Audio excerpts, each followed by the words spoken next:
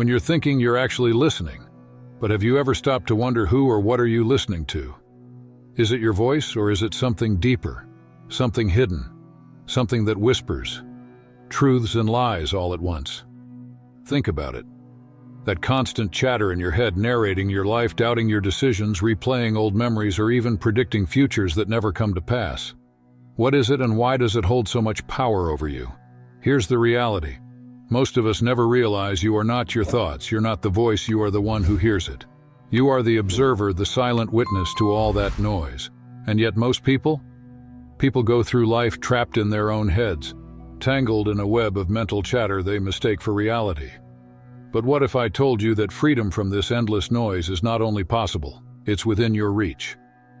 What if you could break free from the limits your own mind has placed on you? What if you could live a life of clarity, peace, and boundless energy? You see, the mind loves control.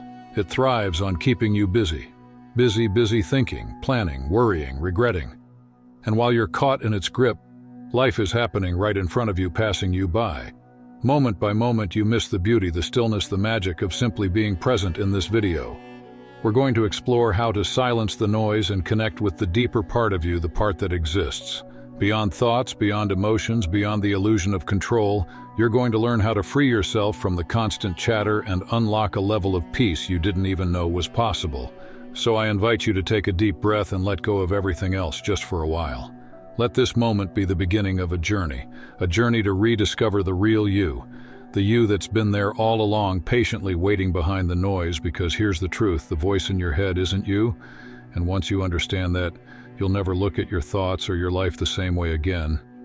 And now let's dive deeper into uncovering the true nature of that voice and how you can finally reclaim your inner peace when you're alone with your thoughts. What do you hear, a calm and supportive guide, or a restless chatter that never seems to stop? Most of us live with an inner voice that never quiets down, a constant narration that analyzes, criticizes, plans, and replays. But here's the eye-opening truth, that voice isn't. You pause for a moment. If you can hear the voice, if you can observe it, doesn't that mean you're separate from it? You're not the chatter itself, you're the one listening to it. This realization is a powerful step toward reclaiming your inner peace. Because once you know you're not the voice, you can begin to detach from its grip. But why is the voice there in the first place? Its purpose isn't inherently harmful. It's a mechanism designed to keep you safe, to help you make sense of the world, to predict and plan. Yet in its overzealous attempts to protect it, creates mental chaos. It replays arguments, anticipates problems, and often fabricates worries that never come to pass. Imagine for a moment that you're at a movie theater. The screen displays a breathtaking scene, a sunset over a clear ocean. But instead of enjoying the moment, there's someone sitting next to you, whispering nonstop, "Why is the sun that color? Do you think it's going to rain? What's happening next?" That's what your inner voice does. It narrates your life so incessantly that you miss the beauty of simply being present. So how do you break free? The first step is to observe the voice. Take a moment. Right now, close your eyes. If you can listen to the thoughts running through your mind, what are they saying? Are they analyzing this video? Planning what you'll do next? Maybe even doubting whether this practice works, whatever it is. Just listen. Notice how the voice behaves as if it has a life of its own. Here's a key insight. The voice isn't you, it's just a pattern, a collection of mental habits. When you observe it without judgment, you create a gap between yourself and the chatter. This gap is freedom. It's the space where you can experience life directly without the filter of constant mental noise. The voice thrives on your attention. The more you believe in its stories, the stronger it becomes. But the moment you step back and watch it, its power begins to dissolve. Instead of being the actor caught in the drama, you become the audience, calmly observing the play. And remember, the goal isn't to silence the voice. That's impossible.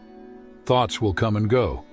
Your job is to recognize that they're just thoughts, not reality. They're like clouds passing across the sky. You are the sky, vast, unchanging, and unaffected by the clouds. This is the foundation of inner freedom. Understanding that you are not your thoughts, you are the awareness behind them. And as you strengthen this awareness, you'll discover a deeper sense of peace and clarity than you've ever known.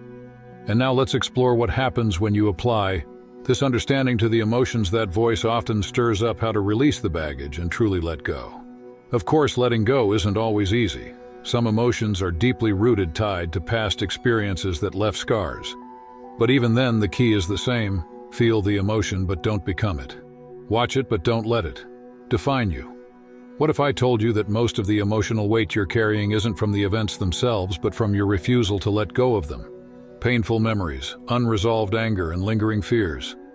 These don't have to define your life, but they will as long as you hold on to them. Emotions are like energy. They need to move to flow. But when you cling to them, when you replay the past or resist what you feel, that energy gets stuck, it doesn't go away. It turns into baggage. You carry everywhere you go, and the longer you hold on to it, the heavier it feels. Think about it when someone says or does something that hurts you. What happens next? The event might pass in minutes, but your mind replays it over and over, analyzing every detail. You feel the pain as if it's happening again and again. The truth is, it's not the event hurting you anymore. It's your inability to let it go, but letting go isn't about forgetting or pretending something didn't happen. It's about freeing yourself from the grip it has on you. It's about allowing emotions to rise, to be felt, and then to move on.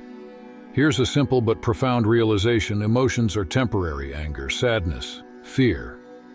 They're like waves in the ocean. They rise, peak, and eventually fade away. But if you try to fight the wave, if you resist it or hold on to it, you'll be dragged under. Let me guide you through a practice right now. Think of something that's been weighing on you: an argument, a regret, or even a worry about the future. Notice how it feels in your body. Is there a tightness in your chest, a knot in your stomach? Don't judge it or try to push it away. Just let it be there. Now take a deep breath as you exhale. Imagine that tightness loosening, that knot unraveling. Say to yourself, I see you, I feel you, and I release you. Keep breathing gently, allowing the emotion to flow through you. This is the power of surrender. Not as weakness, but as freedom. When you stop fighting your emotions, you create space for them to pass you. Let go of the story. Your mind is telling, and simply feel what's there. Of course, letting go isn't always easy. Some emotions are deeply rooted, tied to past experiences that left scars, but even then, the key is the same. Feel the emotion, but don't become it. Watch it, but don't let it define you. Here's another practice. When you feel an intense emotion, label it. Say, this is anger, or this is sadness, by naming it. You separate yourself from it. You remind yourself that it's just an emotion, not who you are.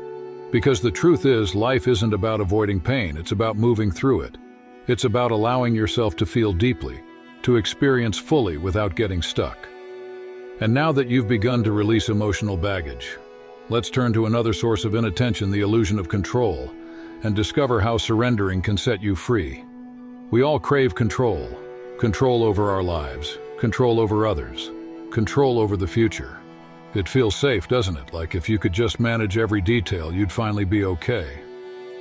But here's the paradox. The more you try to control, the more you realize how little control you actually have. And that realization, though terrifying at first, can also set you free. Think about it. How many times have you carefully planned something, only to have life take its own course? Maybe you rehearsed the perfect conversation, but it didn't go as expected, or you envisioned your career unfolding a certain way, only to end up somewhere completely different. It's frustrating, isn't it? But it's also inevitable. Control is an illusion. Life is too vast, too complex to fit into the boxes we create. The weather doesn't change because you wish it wouldn't rain. Other people don't act according to the scripts you've written for them in your mind. And the future unfolds as it will, regardless of how much you try to predict or manipulate it. So what happens when you cling to this illusion of control? You suffer. You resist the natural flow of life, trying to bend it to your will. You stress over things that are beyond your power, exhausting yourself in the process. It's like trying to hold water in your hands. The tighter you grip, the more it slips away. But what if you let go? What if you surrendered, not in defeat, but in trust? Trusting that life knows what it's doing. Even when you don't, trusting that you can handle whatever comes, even when it's not what you planned. Let me guide you through a simple exercise. Close your eyes if you can and think about something you're trying to control right now. Maybe it's a decision, a relationship, or an outcome you're desperate to make. go a certain way. Notice how it feels in your body. Is there tension, anxiety, a sense of urgency? Now take a deep breath, and as you exhale, imagine releasing that need to control. Picture yourself opening your hands, letting go of the reins you've been gripping so tightly. Say to yourself, I release this. I trust the process. Letting go of control doesn't mean you stop caring or stop taking action. It means you stop trying to force outcomes that aren't yours to dictate. It means you show up, do your best, and then let life take its course. Here's the thing, life has its own rhythm, its own wisdom, and when you stop fighting it, when you surrender to the flow, you find a sense of peace you can't achieve through control. You start to see that even when things don't go as planned, they often turn out better than you could have imagined. Imagine standing in a river. If you resist the current, trying to push the water in a different direction, you'll tire yourself out. But if you flow with it, you'll move effortlessly. Life works the same way. The current is always moving, always guiding you if you're willing to let it. But surrendering isn't just about external circumstances. It's also about your inner world. How often do you try to control your thoughts or emotions, forcing yourself to feel a certain way? What if you simply allowed them to be? What if you trusted that they too will flow and fade, just like everything else? Here's a mantra you can carry with you. I control what I can, and I let go of what I can't. Repeat it whenever you feel the urge to grip tightly, to force or resist. It's a reminder that while you can influence your actions, your choices, your attitude, the rest is up to life. Now that you've loosened your grip on control, let's explore how to live more openly and freely, unlocking the full potential of your heart and your life. Imagine a life where you wake up every morning with a sense of freedom, where your heart feels light, your mind is at peace, and you're open to whatever the day may bring. That's the essence of living openly. But for many of us, it's a distant dream, because we've built walls around ourselves. Walls made of fear, pain, and the desire to protect. Think about it. How many times have you held back your feelings out of fear of being judged or avoided opportunities because you didn't want to fail? These walls may feel like they're keeping you safe, but they're also keeping you trapped. They block the flow of life, the connection to others, and the beauty of new experiences. Living openly doesn't mean you won't face challenges or get hurt. It means you stop letting the fear of those things dictate your life. It means you choose to embrace life fully with all its unpredictability and imperfection. Let's start with the heart. Your heart is the most powerful energy center in your body. When it's open, you feel alive, connected, and at peace, but when it's closed, you feel isolated, defensive, and heavy. So why do we close our hearts? It's usually because we're afraid. Afraid of being vulnerable, of getting hurt, of being seen for who we truly are. But here's the truth. Vulnerability isn't a weakness, it's the pure expression of strength. When you live with an open heart, you allow yourself to feel deeply, to connect authentically, and to experience life fully. Yes, it's risky, but it's also where true joy and fulfillment are found. Here's a practice to help you start opening your heart. Take a moment and think about someone or something you love. A person, a pet, a place, or even a memory. Feel the warmth that comes with that love. Now imagine that warmth expanding, filling your chest and radiating outward with each breath.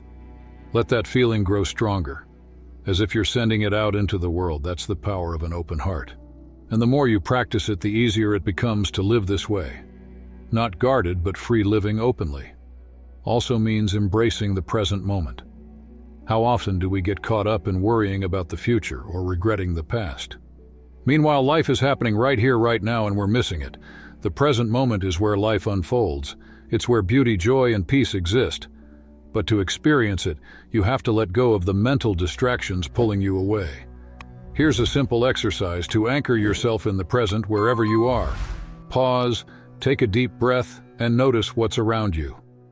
What do you see? What do you hear? What can you feel? Engage your senses fully. When your mind starts to wander, gently bring it back to the now. This practice of presence is a gateway to living openly.